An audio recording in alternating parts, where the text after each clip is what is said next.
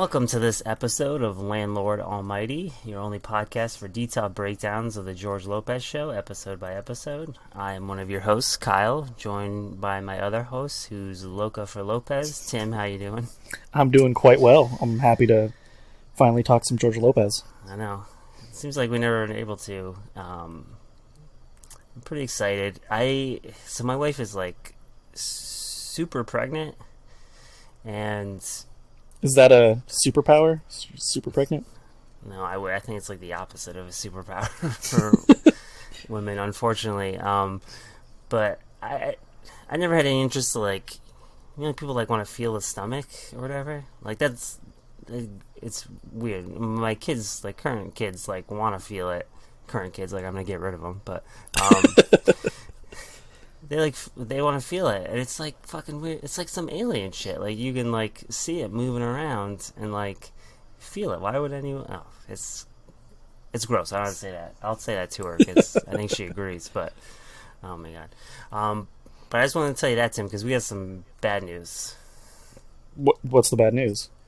Tim, we did it. We did it again. We are not going to be able to talk about the episode of George Lopez when Carmen crazily redecorates a room. George and Annie intervene in order her to stop doing so. Carmen then argues that she should be able to do whatever she wants to her room since she is close to becoming an adult, or she'll run away again. Upon hearing this, George decides to treat her as a tenant of the family and orders her to pay her rent for his room, pay bills, and pay for her own food in an effort to discourage her from wanting to be treated like an adult. That was a long summary.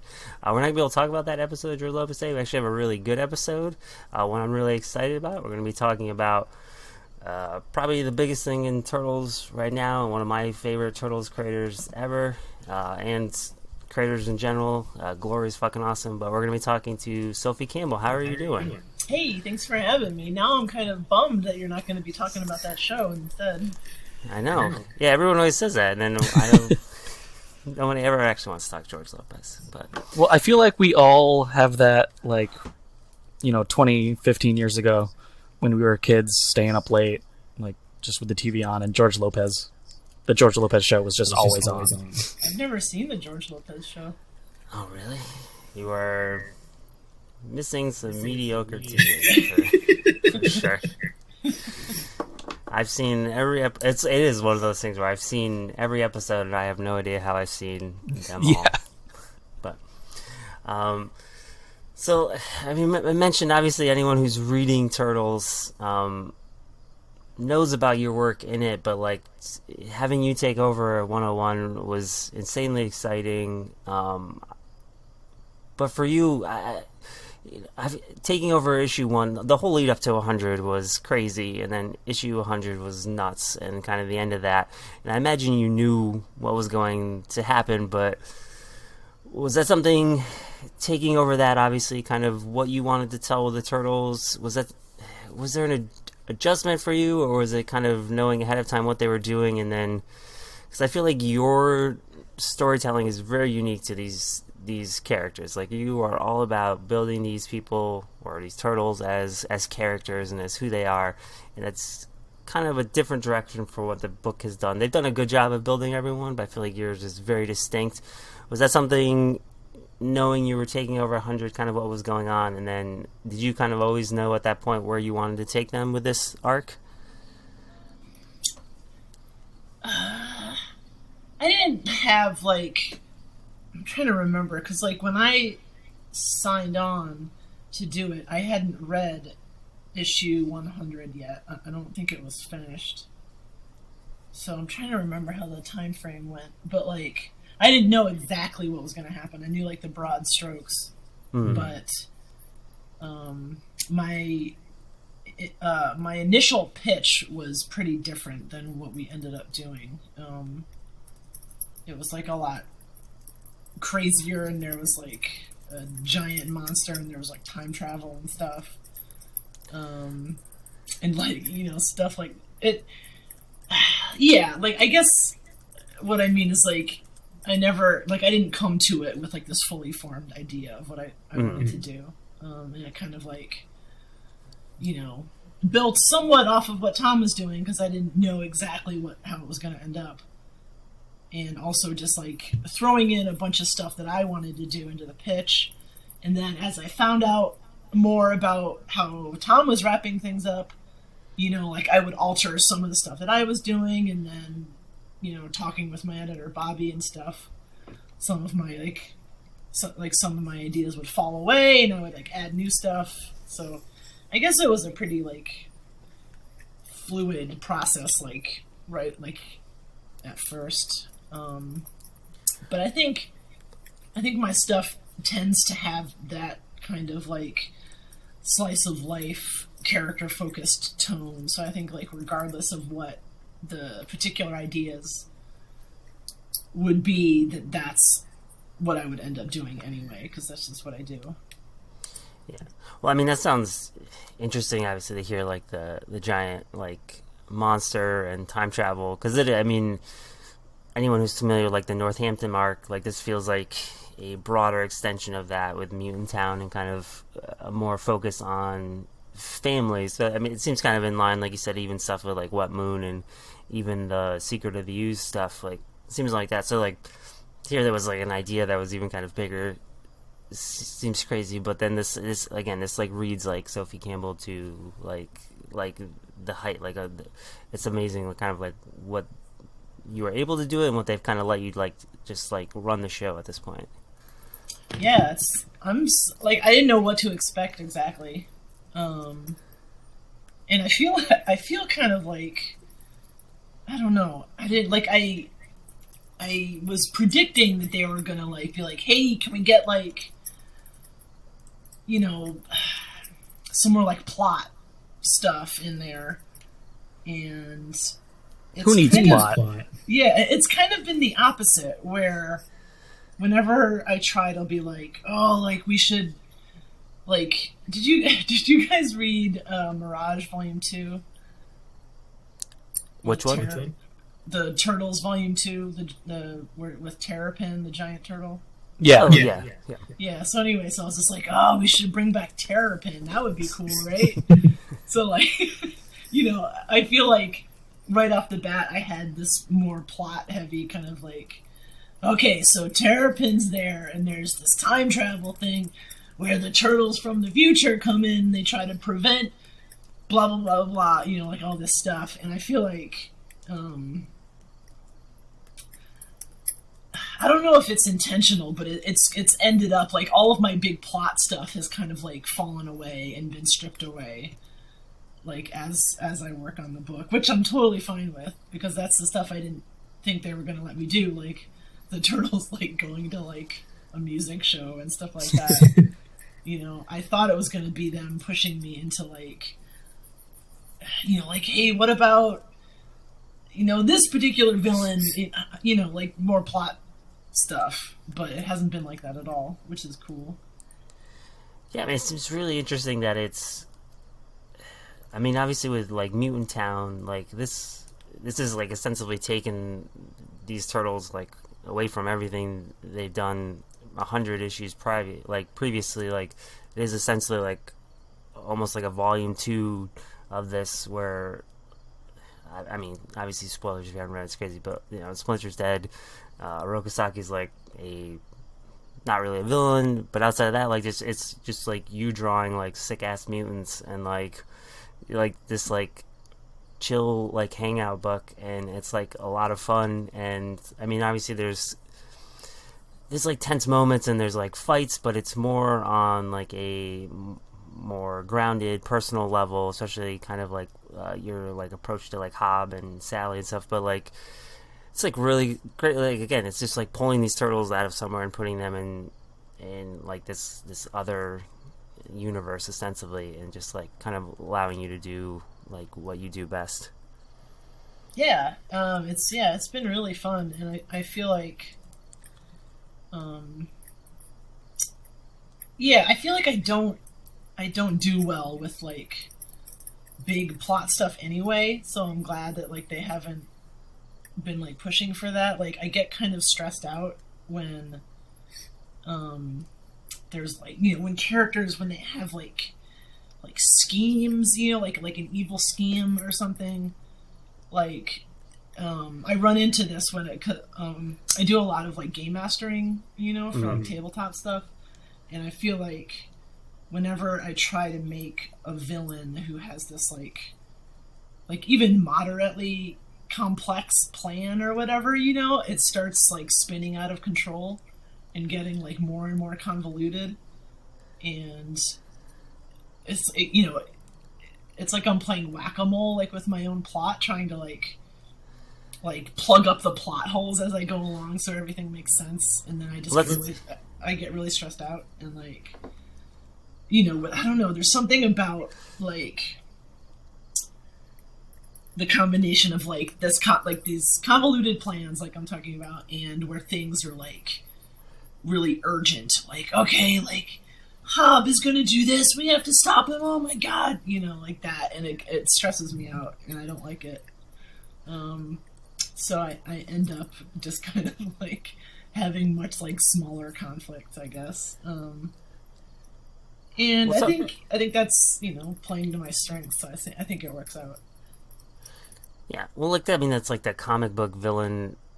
Like to write that is like to write an extreme thing that again is often absent of reality. So like it's really to like apply like a logical sense to it is difficult, because then you said you're gonna be like then you got like a Hickman book where you got 14 books to tell one story, because it all has to like tie together to tell this like insanely smart plot, when sometimes like just people want like Cobra Commander to drive a boat onto an island. Like, yeah, totally. And like I feel like Tom Waltz, he's so good at like like weaving everything together, and there's like 400 villains, all doing their own thing, and like he juggles all this stuff. And like when I came on the book, I was like, how am I gonna juggle all these characters? Like like where's Casey Jones? I don't know. Like there's just so many characters, and they all have like their own kind of like little storylines, like like however small, they're all kind of there. And when they start having big plans and like like the Foot, they have like a team, like an evil team, they have all these goons who like have to do things also, and Karai has like these big Machiavellian schemes. It like really stresses me out. So yeah, and I don't know, for me, like when I think of my favorite Turtles stuff is like the old Mirage comics, and I feel like even Mirage's like biggest story, like City at War, it's like when City at War is done, it's done, and the Turtles, they go off and they do something else.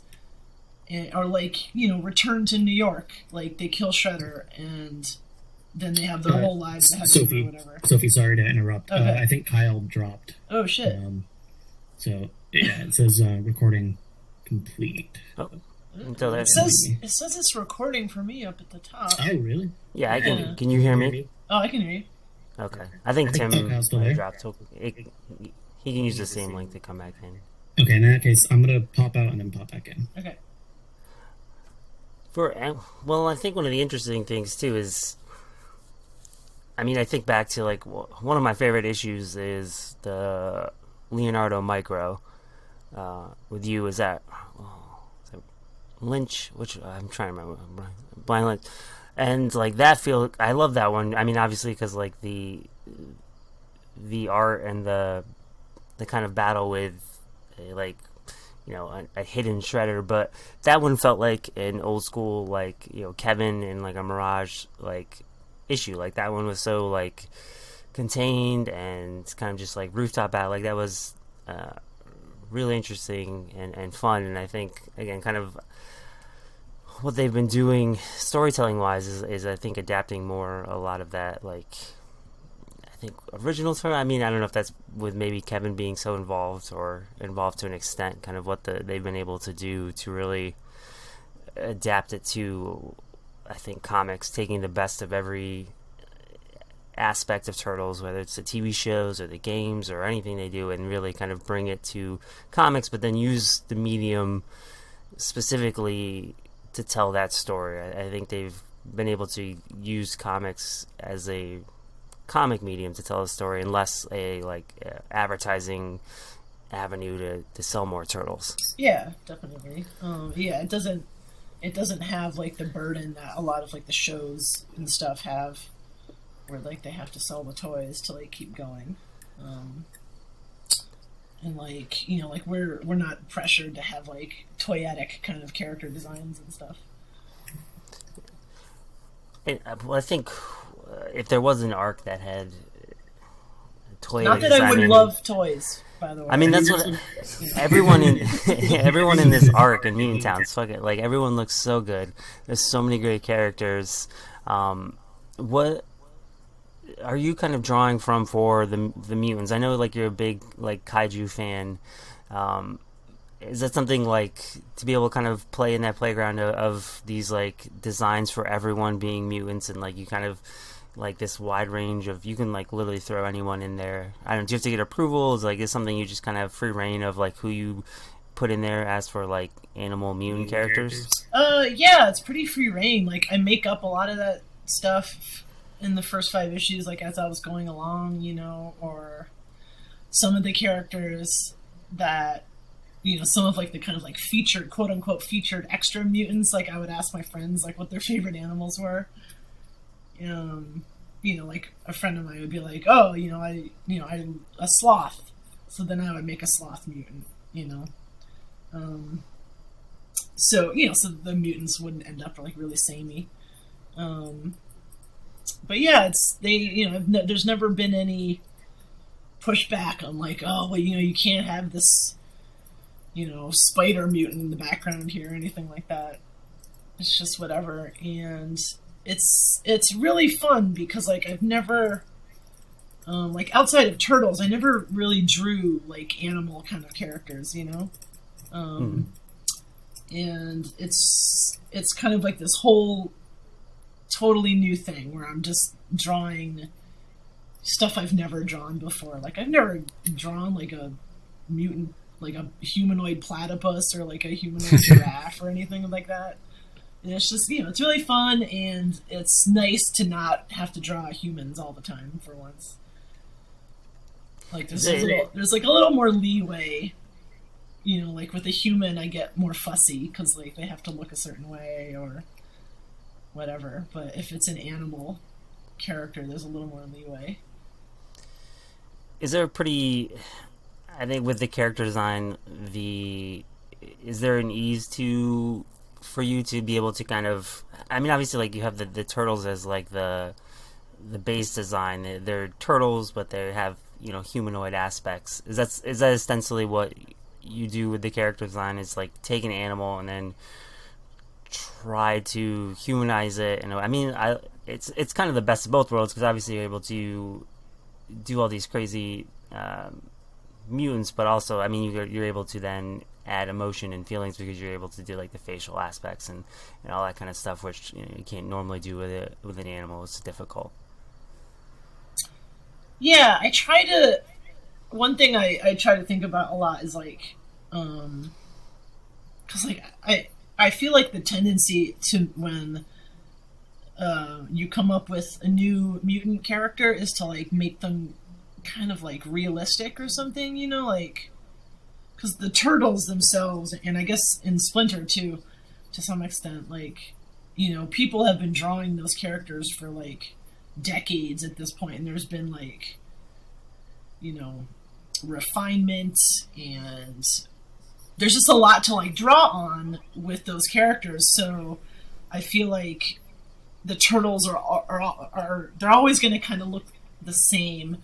But when you create new characters, like there's a tendency to be like with Koya, for example, you're like, oh, well, you know, she doesn't look, you know, she should look like a falcon.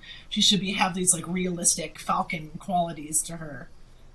But I feel like that's a mistake because like the turtles, they don't really look like turtles. Right. You know, and they never have. And so I try to think about, like, when I design mutant characters, like, you know, the animals should be, like, mostly obvious as to what they are, but I try to think more about, like, what the idea of this animal is, you know, like, and whether, like, or, like, how to convey expression are the two most important things. Like going back to Koya again, like, you know, she has, like, teeth, like, inside of her beak or whatever.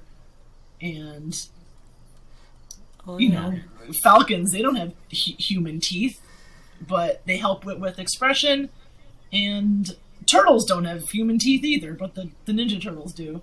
So, why not? And one thing I always like, too, is in the old Palladium Ninja Turtles RPG that Kevin and Peter did all the art for, like, they would be really, they would, like, stylize, like, the hands and feet of a lot of their mutants. Like, you know, there'd be, like, a dog mutant, and they would have, like, you know, 2 fingers and a thumb, like the turtles have. Like, it's not realistic at all. Like, real turtles have 5 fingers, but they have claws and stuff. But it's like I don't know.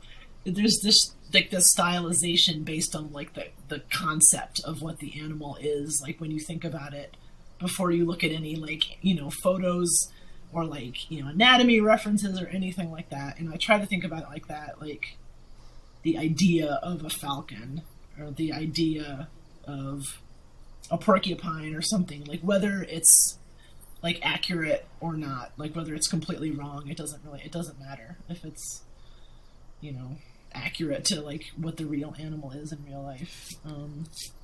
So I try to think about it like that and prevent myself from, like, getting caught up with, like, anatomy and, like, oh, you know, I'm drawing this giraffe mutant, I better go research giraffes to see, like, what their eyes are like or whatever. But so, like, I try to prevent myself from doing that. I feel like it's I don't know, it's not in the spirit of Ninja Turtles, I guess.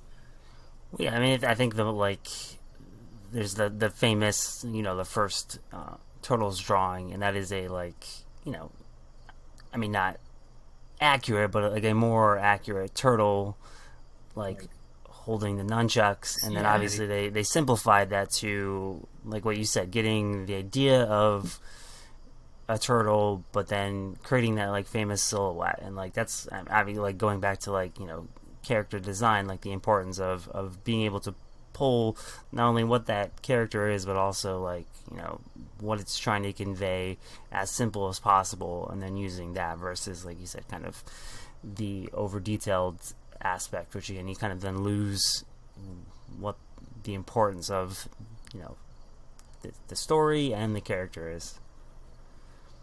Yeah, definitely. And I think you know, I don't know, I personally kind of, you know, you kind of connect more with the characters when they're these stylized, like, basic concept kind of animals. But, like, as soon as, like, you know, if the turtles, if they looked like if they had, like, realistic turtle heads or whatever, you know, it's terrifying. And there's, you know, there's something charming about them, like, having these bizarre 3-fingered hands. You know, they're not human hands, they're not turtle hands, they're just something else entirely. And I try to approach it like that, where, like, anything goes, I guess. Well, I think the cool thing is, I mean, I remember, you know, being, you know, a 6-year-old kid and being able, not well, but be able to generally draw a turtle, like a Ninja Turtle. And, like, my, you know, 5 and 6-year-old now, that's, like, one of the first things they like to draw, and, like, sit and draw and, like, cut them out and make, like, action figures with it. And it's, like, just having that availability to, you know, kids or any generation is great versus, and even, like, you know, Batman, Spider-Man, they can draw those characters, but, you know, I don't know if they can draw, you know, like, I don't know, I'm trying to think of, like, a super detailed character. I mean, not Rorschach, but I don't know. But there's, like, there's the characters that have transcended with generations, and generally it goes down to like these base designs that kind of appeal, but also are translatable to any person. Yeah, definitely. And it's also just, it's like what's fun to draw too, like in the moment, like. Yeah, it's like I don't want to sit down and draw like a realistic animal anatomy type character. I don't want to do that. So, yeah, sometimes it's just like, all right, I'm going to give this character like, 4 fingers just because they're mutants. It's fine. And yeah, it's just fun to draw. I think that's the main thing at the end of the day. Like, what's fun? I'm not going to like kill myself like when I have to draw it over and over. Has there been one creation so far that you've enjoyed the most? I would say the bat with the sunglasses and jacket. Oh yeah, that's an Easter egg from the old cartoon. Yeah. Because I was talking to there's this guy I know on Twitter who like he's like really into these like Bebop and Rocksteady's gang from like the old cartoon. I can't. God, what is it like? Scrag or something, like this is like the main guy. But anyway, so like they start off as people and then Shredder mutates them into animals, and like one guy is that bat with the shades, one guy is like a dog, one guy is like some kind of lizard or something with a mohawk. And there's one character where you can't really tell what animal he is, so I got wrapped up with this guy trying to like figure out what animal this fourth character was. And so I ended up putting them in the comic as a joke, as a nod to those old cartoon characters. Yeah, so that's where that bat with the shades comes from. But I guess like I don't know who do I like drawing the best. Like in terms of like just like background characters or like anybody. Well, I mean, I guess you can extend it to everyone. I mean, you've had a pretty big impact on Turtles, obviously, with the creation or the design of Jenica, and then, I mean, I think everyone's favorite, Pepperoni. But, like, I mean, is there a standout for you? I think in your like, contributions to Turtles? My favorite to draw is definitely Koya. Not because I have any particular affinity to like birds or anything, but just because I like her personality and it's fun to draw her facial expressions and stuff. Definitely, yeah, she's super fun, and I like drawing the weasels a lot. They're really fun. I'm trying to think of like the background characters and stuff. There was like an ant, like a mutant ant, in the background in like 104, 105. Is he in the turtle?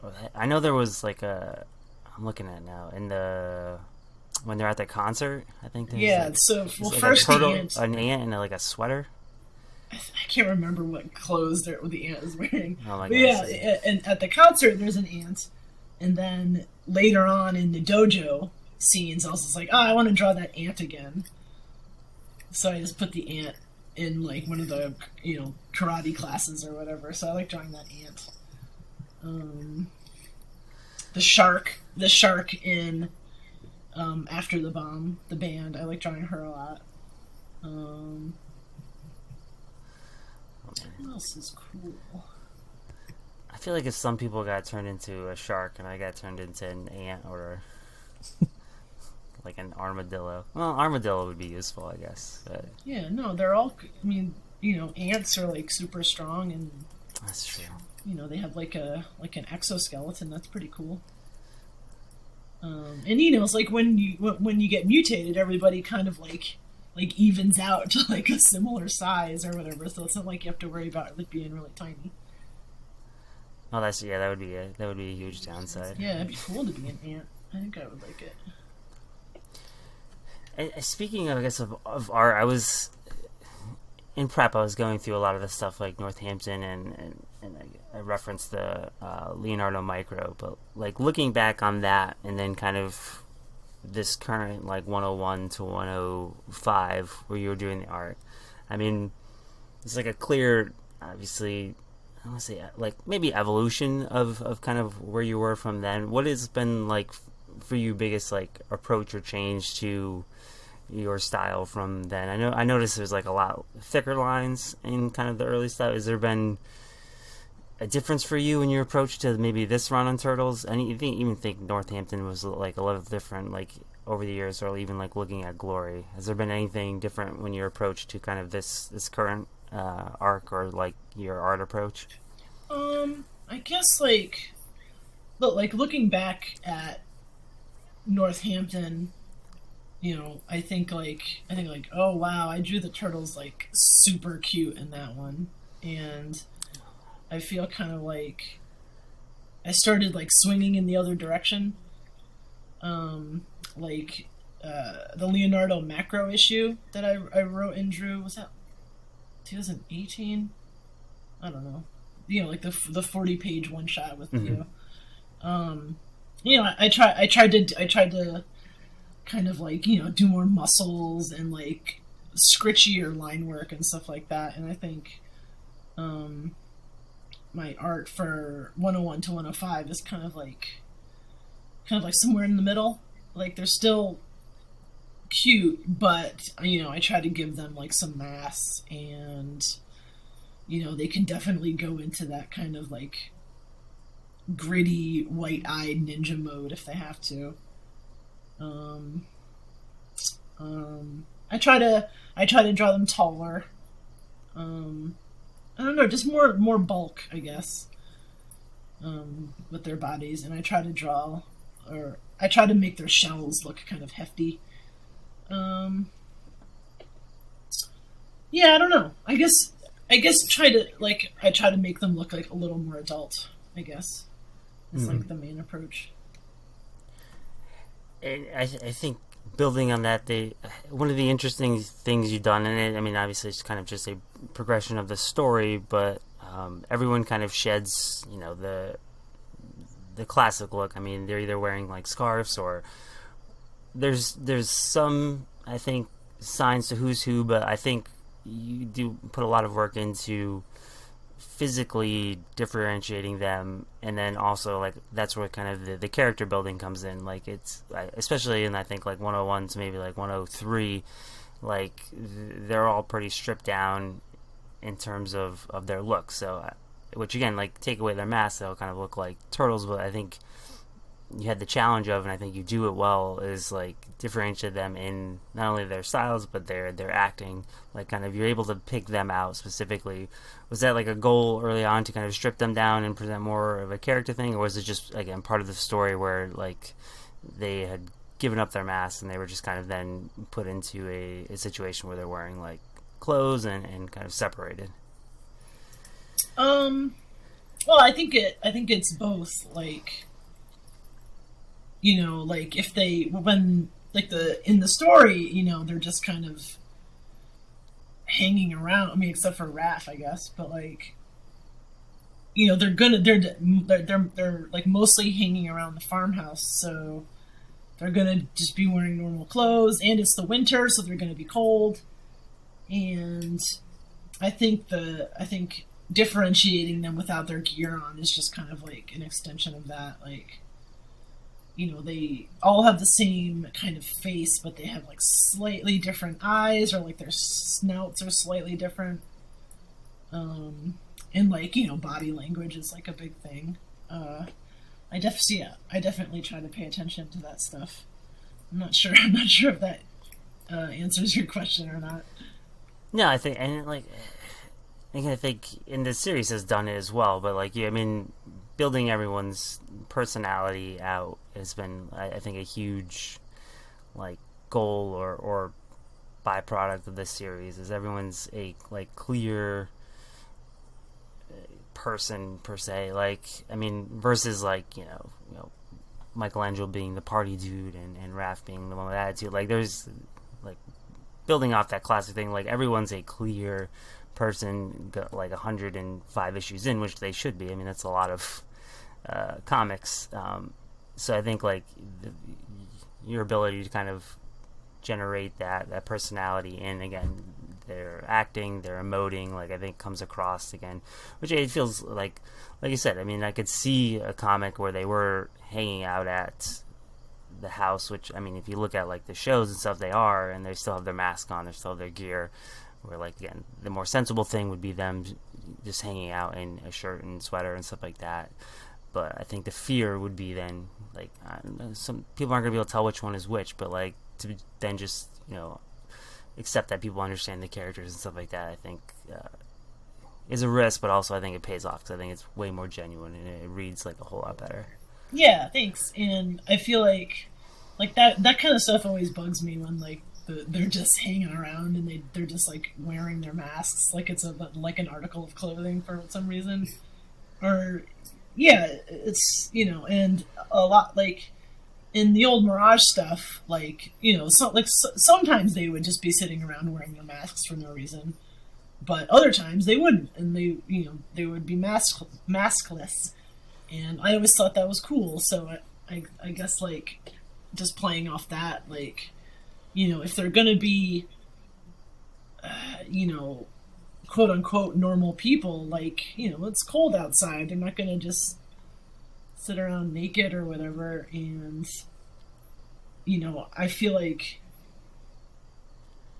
they're gonna have some degree of like their own wardrobe, like especially like living at the farmhouse, like they probably like raided like the O'Neill's closet or something for sweaters and stuff like that. And yeah, I don't know. I don't know. I've never like I see some fans talk about having a hard time telling them apart, but like I don't know. I've never felt like, even in Mirage when it was like black and white and the turtles like looked identical, it never, like, when the story needs you to know which turtle is which, like it'll let you know, but like a lot of times, like it's like you can like infer it through body language or something, but like you were saying with the body language or whatever. But if you can't tell the turtles apart in a given scene, then it's probably not like super critical, and so. Yeah, I try not to worry about stuff like that much. Like, when I'm drawing them, I know who they are. And, I mean, they have different skin tones in the IDW comics, so I feel like that's pretty a good tip-off. But, yeah. Yeah, even, like, I think it was Mateus he was big on, I mean, obviously the masks are all different colors, but he was big on drawing everyone's mask with like a personality. I remember talking to him, and like like Raph's was cut edgier, and like everyone's was like Michelangelo's was like thicker, and I don't remember, but like he went to like that was his whole like I will differentiate by the mask and stuff like that. But like I mean, especially in your story where they're kind of separate and making their way specifically, like if because of the good storytelling and the way you lay out scenes, like you should be able to infer or tell where the turtle is based on who's in the scene and kind of where they are in the panel. Like it's pretty easy. And I think going to panel work too, I think specifically in this too, I enjoy it because it reads very cinematically. Is there a thought behind ostensibly kind of working in like a wide like panel format? I think most pages are like broken into like the 4 wide panels, and occasionally like you'll break one of those into like a double, but like pretty much I think most of it is like in like a wide like 4-page format. I mean, and again, it reads I think more cinematically, and especially with like you said the slice of life type stuff, like I think it reads better because you can get like crowd shots, or you can get them as together as a family. I think it works well. Is there a thought process behind that, or is it just kind of a comfortability thing, or I think it's mostly just like, I don't know, like when I thumbnail pages, it's just like I don't think about it too much, it's just kind of like my gut instinct, like when I'm doing it. And I think like the wide panel, especially for like a book like Turtles, where it's like, you're gonna have like a bunch of characters in every panel for the most part.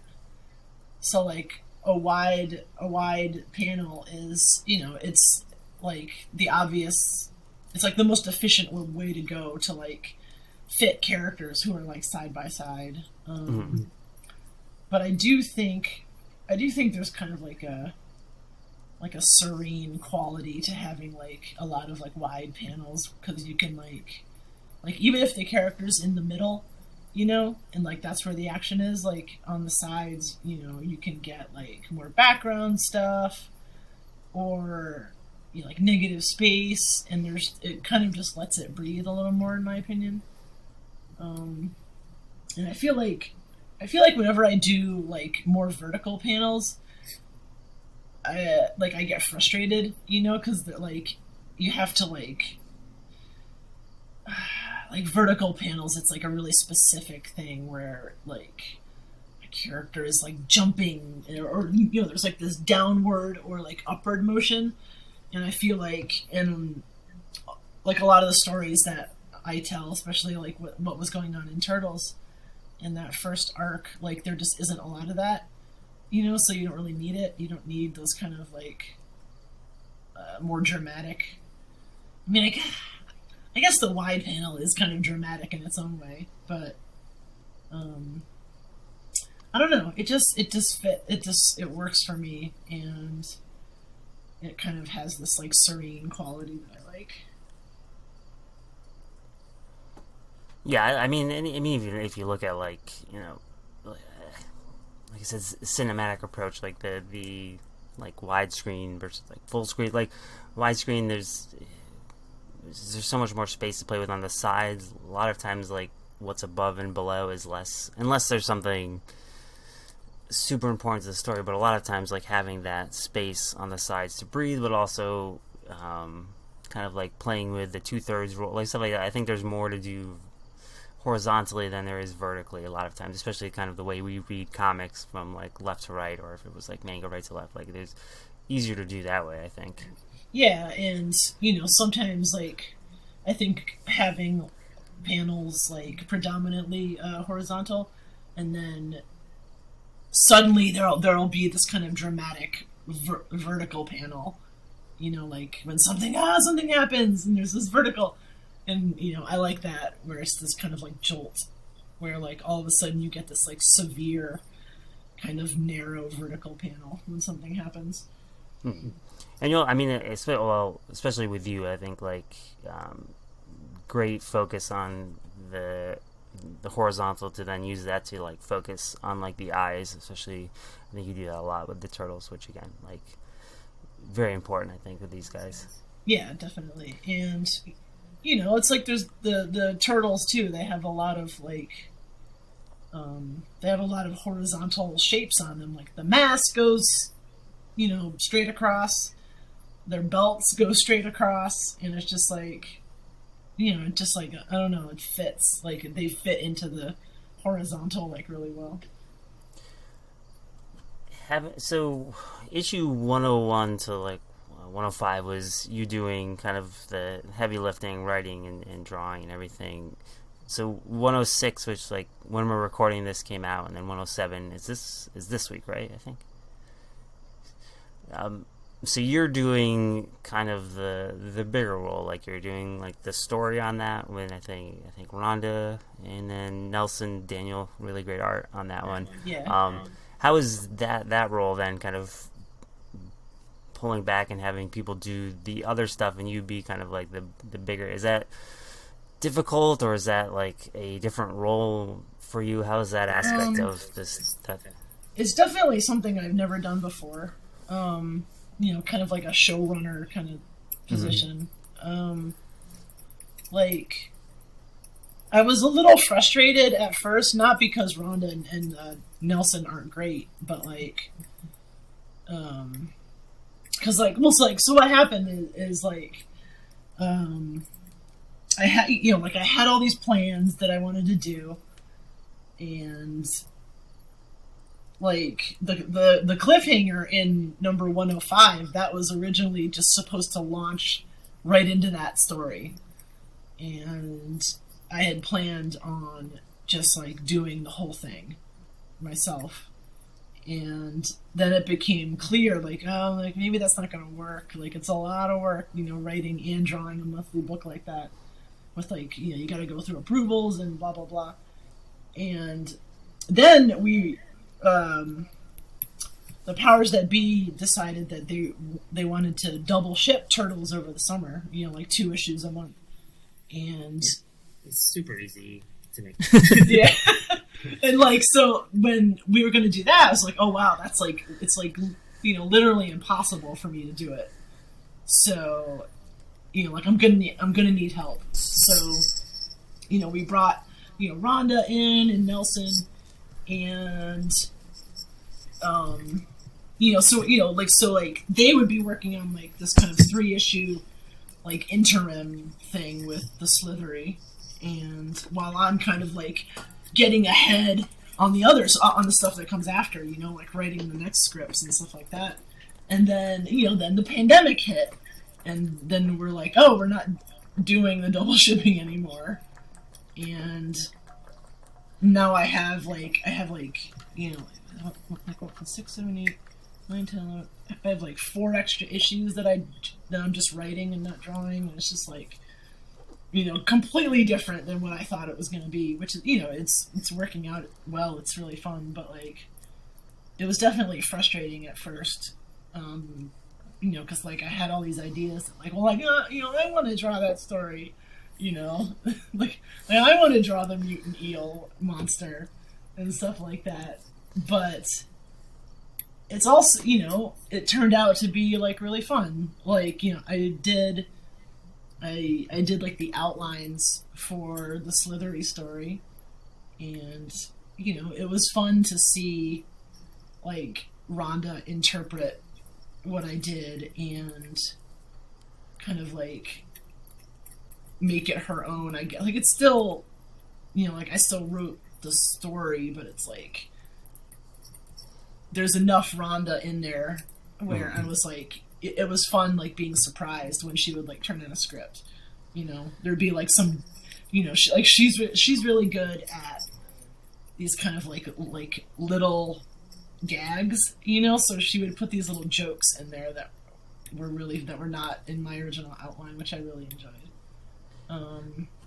So it's not like the Mignola. I love reading those, like the BPRD and like the. I was just reading the Witchfinder collection, and it's like where Mignola oversees all of those, and like in the backups they have like the sketches that maybe like say like James Herron did or something, and then you'll see like the Mignola one, and it's like draw it like I draw it, and like okay, buddy, like it's like so you're able to like give the idea, but then they kind of have the reign of to like what they want to do within, like kind of give it their voice essentially. Yeah, like I think, cause this was like Rhonda, she had done the backups in the Jenica mini, the 3-issue Jenica thing, and so she had like some writing experience, but I think she liked having like a little more, because like originally I kind of had like a looser, just like pitch, that I like, because I have to submit like a proposal, for every arc or for every issue, and it was looser at first. So I think I tried to write like a more detailed outline for her, and I think she appreciated that because it was like her first kind of big-ish writing gig, so she appreciated like the structure where she could kind of like springboard off it and do her own thing.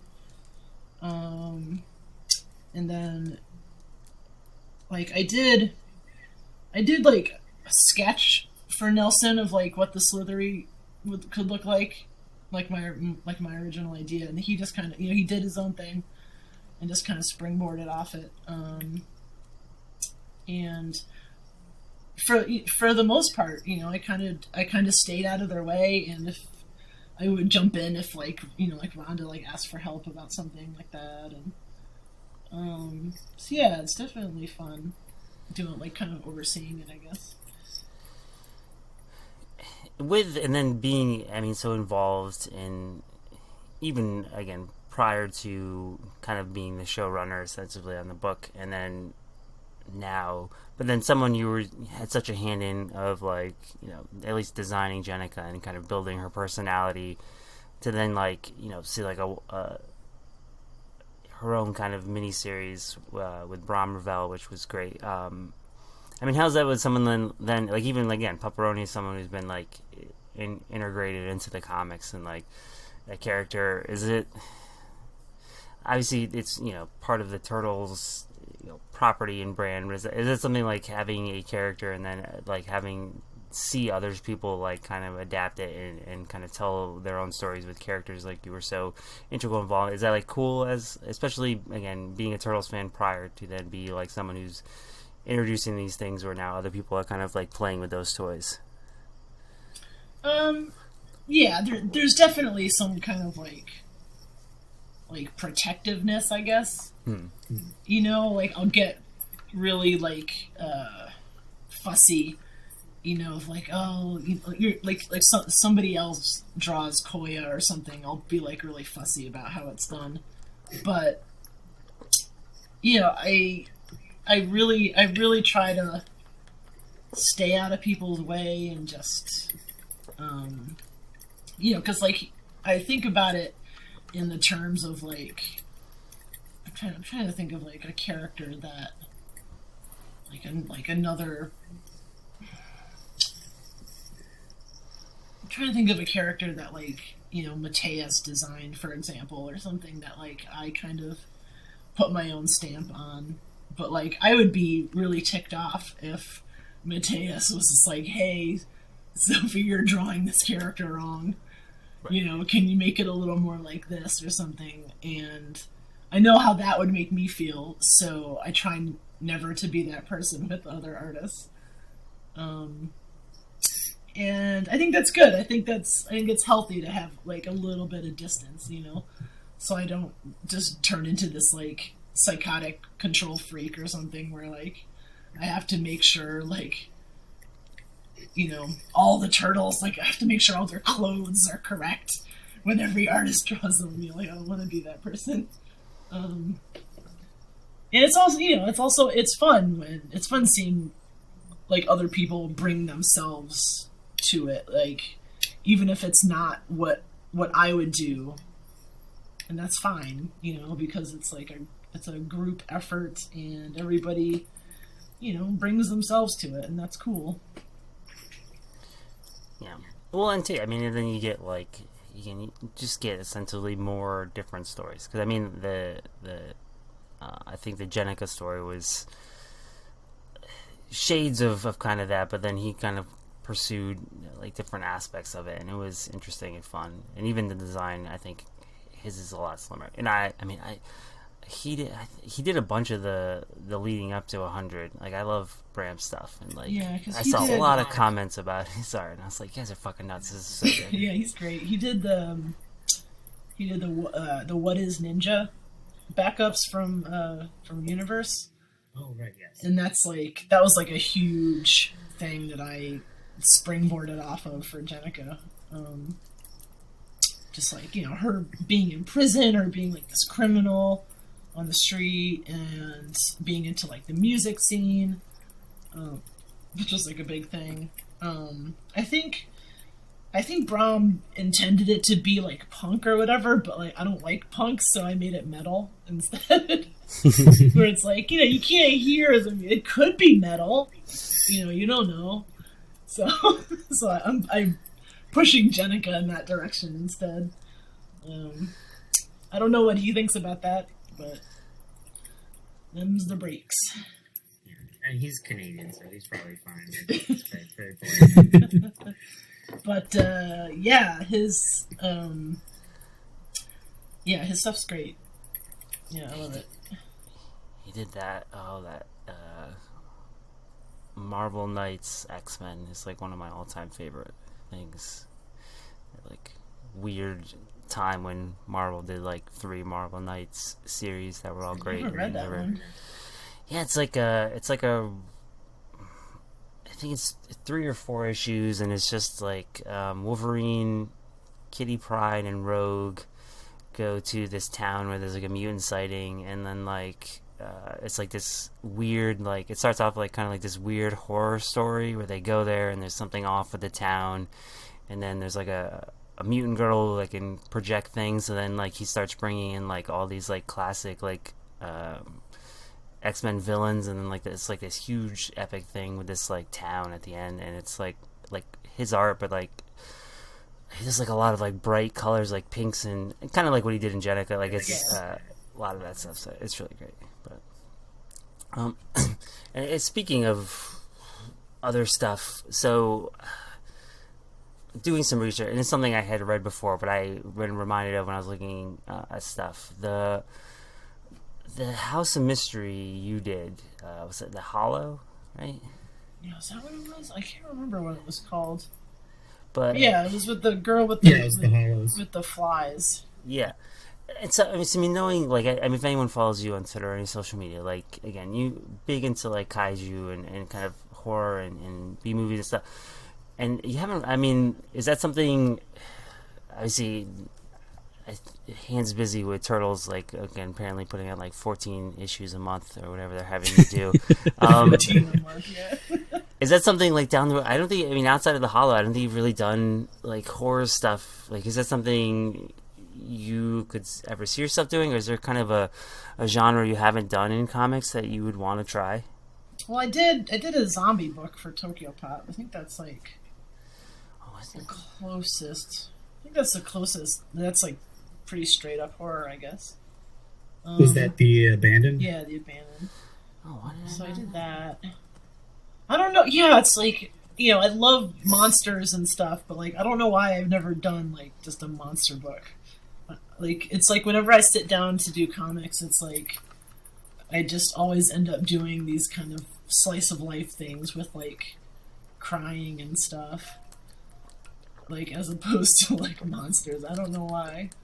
I do have a kaiju comic that I've been kind of tinkering with since 2004.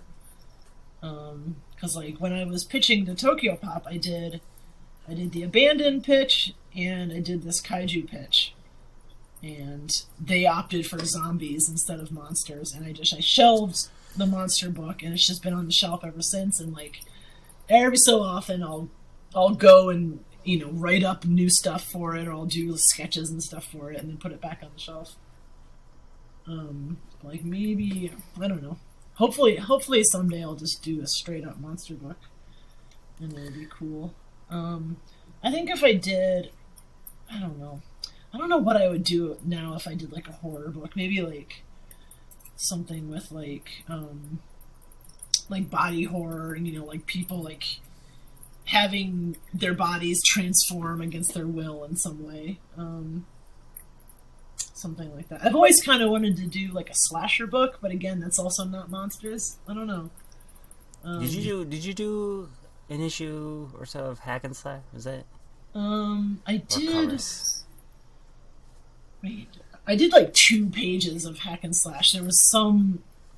I did like God, I can't remember what issue that was for, or like why I only did a couple of pages. It was some like bookend, you know, where like the character, she's like driving on the road at night or something, and it leads into this other story. I don't know.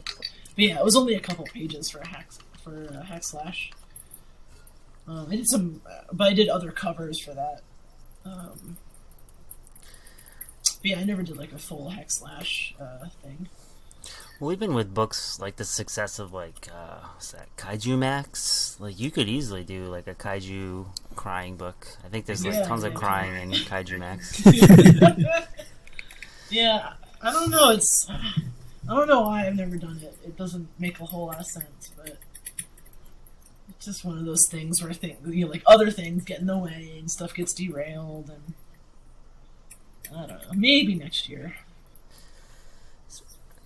So, I mean, again, you've done a lot of interviews, but I think that I would end on the typical before we go into Tim's question. But like, I think anyone's that's read it so far, like you said, I think issue 105 ends on that kind of cliffhanger. Again, spoilers, because I mean, issue 6 and 107 will be out when this is posted. There's like an aspect of time travel, which again looks awesome and looks like I love that design because it looks like straight out of that Secret of the Ooze you were doing. Yeah. So good. And what can you like bare minimum tease going forward, at least for this series? Oh boy. Well, like the way the messed up scheduling like ended up happening, like that storyline won't get followed up until like 113, like issue 113, which is the arc, my next arc that I'll be drawing and writing. I don't know, what can I say? Yeah, there's time travel. It's Lita from the future. I don't know what I can say that isn't spoilery.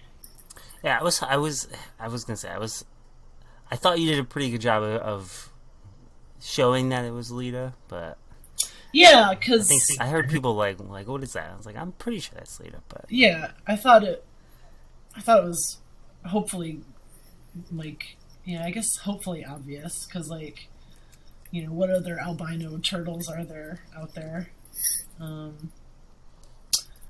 But yeah, I mean, if people didn't know it was Lita, that's fine too. I think it's still like a kind of like what the hell moment at the end.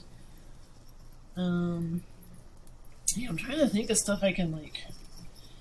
Well, there's gonna be. Trying to think of stuff I can tell you that like won't get me in trouble. I know it's not like there's like a major corporation behind it that has. I got a couple classic characters coming in my next arc. I can't tell you, but they're pretty good. There's gonna be more. There's gonna be more music stuff. Yeah. I was trying to figure out at this point like who they haven't really used. Like they're so good at pulling like even the like some of the obscure stuff from history at this point. Like they're. No, there's definitely like. It would be really fun to do a Muckman story. That would be pretty cool. Wait, have they? No, yeah, I haven't used Muckman. No, there's no Muckman. I always liked Radical and Complete Carnage, but they're kind of like superhero-y, so I don't know if that would really fit.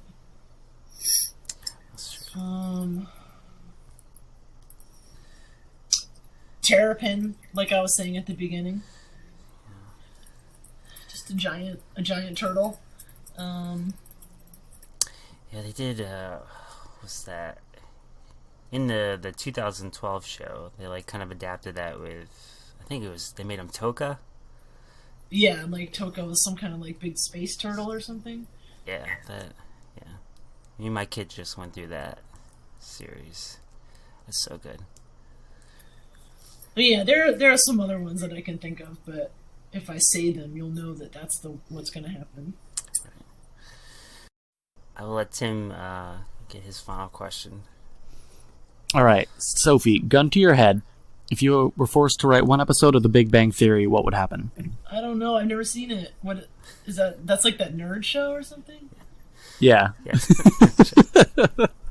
I don't know who the characters are or what the setting is or whatever, but I guess I would have a shark involved somehow. They could go to a aquarium. I think they're in. Is that on the West Coast? I don't know. We're not even that good at experts on it, so I don't know. Yeah, we don't really know too much. They could go to the ocean. There's a shark, or they could just like walk around a corner and there's just a shark on the sidewalk. There's like any number of things that could happen. Yeah, well, I think they work at like some I think it's like a university or something. So there could be like someone's doing an experiment and they make a shark person, and then it kills everybody. They go to class and the new professor is a shark. Oh. Just a shark. That would be even better if it was just a shark, not even like a shark person, just like a shark. Yeah, just a shark, right. And there's like a shark. It wears like a shark shaped suit, like a jacket, like a professional looking teacher outfit, but it's a shark. So if anyone wanted to tell you their thoughts on your Turtles run, or if they wanted to find your stuff or get a hold of you, what would be the best way they could do that? Twitter is always the best. I'm not like super active on Twitter, but if you message me there, I'll see it. I think that's definitely the best place to get a hold of me. I think that is it's at Mooncalf 1. Yeah. What was that? I was gonna. Tim, okay. That's your only question? That was the question? Yeah, I'm just kind of here as, the sidekick, in case Kyle stumbles a bit or anything. Do you ask everybody the same Big Bang question? Yeah. Yeah. I feel bad that, I feel like I'm supposed to have some kind of cultural I know that everybody hates it. That's the only thing I know about it. Yeah, a lot of the answers are people just want to kill the characters. Oh, that's boring. That's not fun. Yeah. Well, let's see. I think that's the interesting thing now. It's been, you can either tell right away it would be like, oh, I do something where they all die, or you'll see someone go, and then they'll expand on it, and then again, there's people. Anyway, we don't know. We know very little about it. I know more from I just like watching YouTube documentaries about toxic geek allergy. I don't know. It was I've watched things about how that show is awful for creating a toxic personality of geeks and all that show. I don't know. I just know it's the show my mom thinks again that she knows what I do. Because I read comics and she's seen The Big Bang Theory. So it must be not Sheldon, whatever the other one is. Leonard. Yeah. But yeah, Tim. Well, and then we used to when it was just me struggling through the first 120 episodes I did, and I said I couldn't do it anymore, and I needed someone to at least sit here with me. I used to ask. What was better, Ghostbusters 1 or Ghostbusters 2? And that was a probably more laughable question because no one ever sided with me on Ghostbusters 2. So they're both bad. Bad? That's my answer to that. That's a different answer, but the most controversial answer. No, I don't know. Ghostbusters sucks, man. It's just well, it sounds like you're not going to get any Ghostbusters books at IDW. I know. It's I'm sure those comics are fine, but in the movies, Bill Murray, he's just so gross in those movies. I don't get it. They're very problematic. I've watched them now with I got a 5 and a 6-year-old, and they. Not that exciting for kids, which again, I remember loving it as a kid, but one, it was I watched 2, which is a lot funner, and also I watched the cartoon, and the cartoon's cool as shit, but we watched it, and the first one's kind of scary. There's parts in the first one that I like Gozer is really cool, the dogs, the monster dogs are cool, Rick Moranis is hilarious, but Bill Murray, he just kills it. He just stops that movie dead, and I don't get it. He's not funny. He's not charming. He's just a giant little boy. He looks like a man, and I hate it. I hate it. It's essentially sexually assaulting people in that movie. And then, the second one, Ernie Hudson, he just disappears for half the movie, and he's the best one. I don't get it. I tried to get Ernie Hutz on the show. He said, well, his publicist politely said, no, we will not do that. But what can you do? Anyway, and then, oh man, the third Ghostbusters, it was terrible. Oh, the all-female one? Yeah, it was terrible. Yeah, that's not good. But Ghostbusters, what was it? Extreme Ghostbusters. It's just as bad. But I'm so not well versed in Ghostbusters as you, Kyle. I don't even know. Like, yeah, again, I asked that question because, like, in like episode 3, I got in an argument with not an argument, like, but somebody was arguing with me about it, and then, like, indignantly, I just kept asking that question. Same reason we do a George Lopez intro now, because I don't know, I hate doing intros, so I just thought it'd be better to do something dumb. But yeah, if anything, it's just we just need more Bobby Brown, except less Bobby Brown because he's awful too. But that song is so good.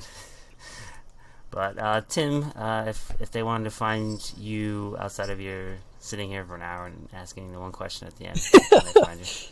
I write over at Comics Pit, and I'm on Twitter and Instagram at Tim Madura. And again, if you've listened to the show, you probably know where to find us. That'd be weird if you didn't. But we're on Twitter at pages_panels, and we have a website. Everything's on there. You have a website, the Patreon, all that stuff. I usually cut in commercials so I don't have to bore whoever our guest is with that nonsense, because nobody wants to listen to that. I don't even want to listen to it, but it's bad because we're supposed to be promoting it.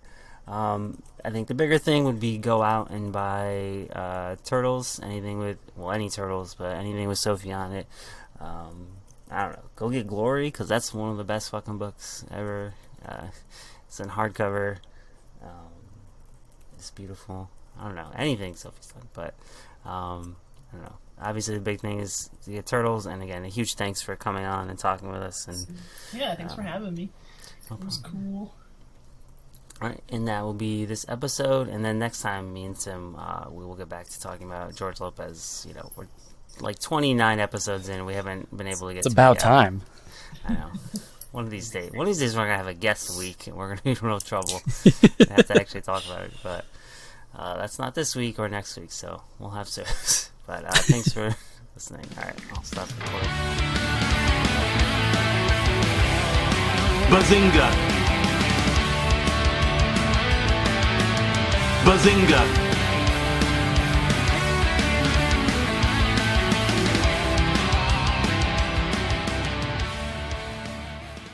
Hagen is a